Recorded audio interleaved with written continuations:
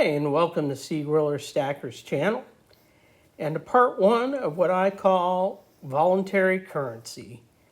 And today we're going to talk about gold backs.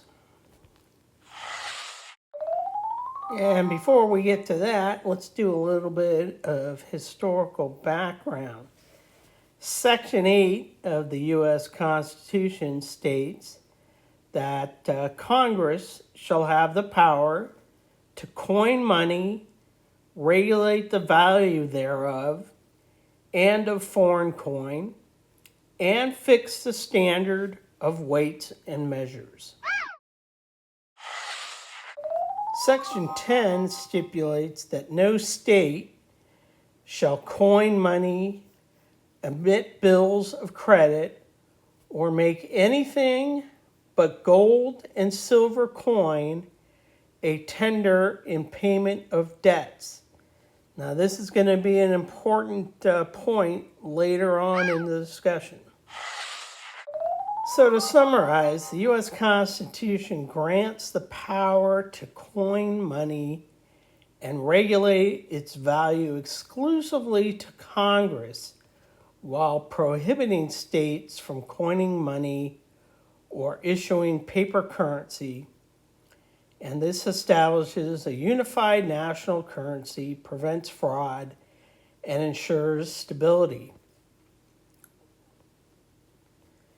The intent of the framers here was for the federal government to have sole authority over the currency to create a uniform, stable national monetary system and prevent economic chaos, and that the prohibition on state issuance of paper money was a response to concerns about states issuing unreliable currency and creating financial instability.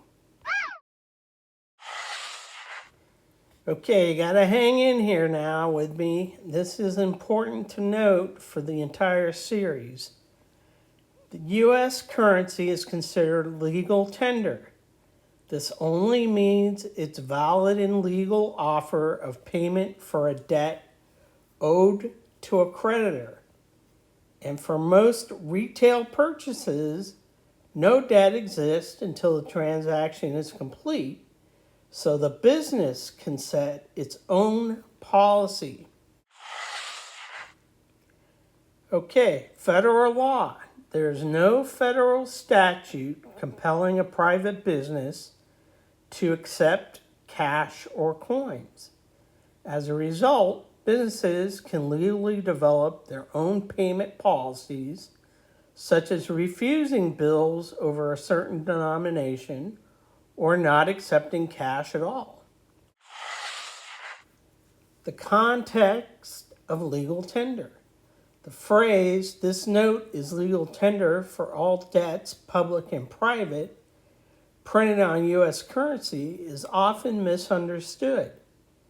For retail purposes, when you buy something, you are offering to pay for a product or service, and the transaction is a mutual agreement, and the merchant has the right to set the terms of that agreement, including what forms of payment they will accept. For existing debts, the legal tender rule applies to the repayment of a debt. If you owe a creditor money, they are legally required to accept U.S. currency to settle that debt. So what does this mean? Let's say you have a bona fide coin dealer in West Virginia who decides he's only going to accept Bigfoot memorabilia for payment for his goods and services. He has every legal right to do that. However, if his landlord doesn't accept Bigfoot memorabilia, then this bona fide coin dealer can only pay his debt with U.S. currency. Of course, if he only has Bigfoot memorabilia, he's going to have a hard time paying that rent. Breaking news: Utah passes the Utah Legal Tender Act of 2011, which recognizes silver and gold as legal tender within the state. This allows patrons to use either silver or gold as payment for a retail transaction and or legal debt. However, there is no law that states that either a business or a private entity would have to accept either as payment. The main reason behind the act was so that the selling and buying of silver and gold would no longer be taxed. Many states, well, a few states have followed suit since then, and all for the same reason, primarily the tax benefit. However, this has led to a private firm issuing what are called goldbacks starting in 2019. If you remember back when we were discussing Article 1, Section 10 of the Constitution, it gives states the right to accept silver and gold as legal tender. But let's face it, even if you were to find a retail company that would accept gold as payment, even a 1 gram bar nowadays is $150. So there's a definite need for something more fractional, thus the gold back. Let's go ahead and take a look at the gold back. Here we have a 2025 Florida gold back. And let me just get this out of the way up front. I think these are really cool. I mean, look at them. They're a beautiful piece of artwork. Let's take a look at the back here. And the benefit of these gold backs is there's actually gold in the making of these, well, I'll call them dollar bills.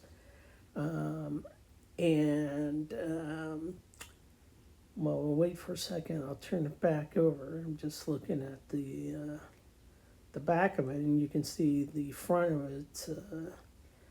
Again, beautiful piece of art, and it's 1/2000 of a troy ounce of gold, 24 karat gold, and this happens to be considered 1/2, which comes out to about $7.50 or so right now, with gold being a little over $3,500 an ounce.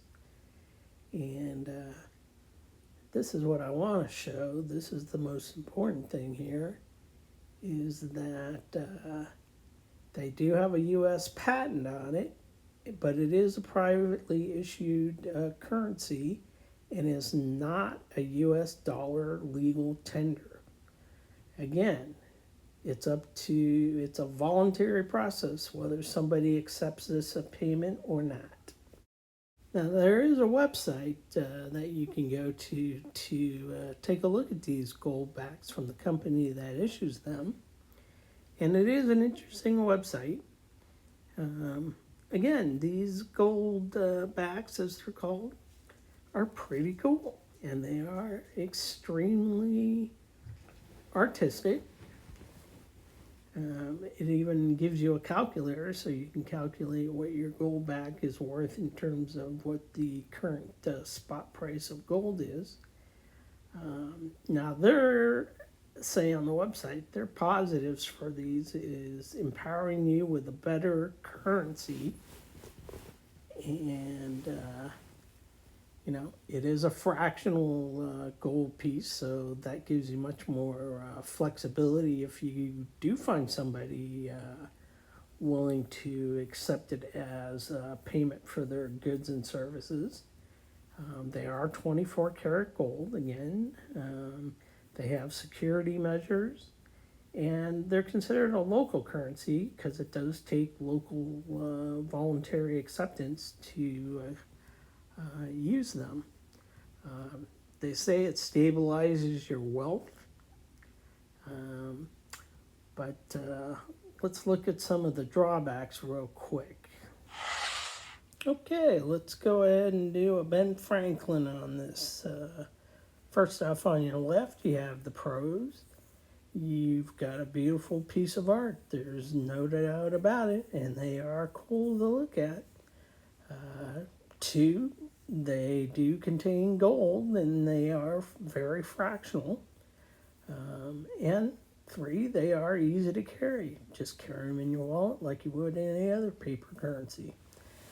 Let's look at the cons on the right here. It's a completely voluntary acceptance on both the business and the consumer. As a business, if you decide to accept it as payment, you're going to have to train your employees on how to detect counterfeit gold backs, what the current price of gold is, and what they're worth. And you'll have to determine, will your consumers be willing to take them back as change? Also, will the vendors you deal with accept them as payment for their goods and services you obtain? And would your employees be willing to accept them as a salary?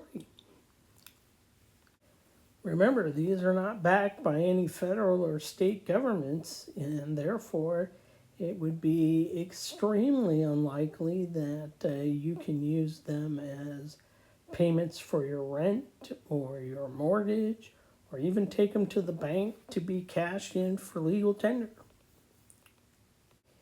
Even the issuing company is not required to redeem these gold backs for U.S. currency. So, is there any way to find out if a company will accept these gold backs as payments? Well, the website actually has a spot where you can find out. All you have to do is say what type of company you're looking for, and maybe where the zip code or city that you're looking for, and it'll give you a list of all the companies that have agreed to accept gold backs as payment for their goods and services. Now, I looked through quite a few different major cities, primarily Miami, Salt Lake City, and Dallas, Texas, since those are states where this firm have issued gold backs. And I can tell you that, yeah, there's, a few mom and pop companies that are willing to accept this as currency, but no name brand retailer or grocery store or anything of that nature. Now, I did type in the city closest to me, which is Portland, Oregon. And even though Oregon does not accept gold and silver as legal tender, there are a few companies within 50 miles of me that do accept these gold backs as payment.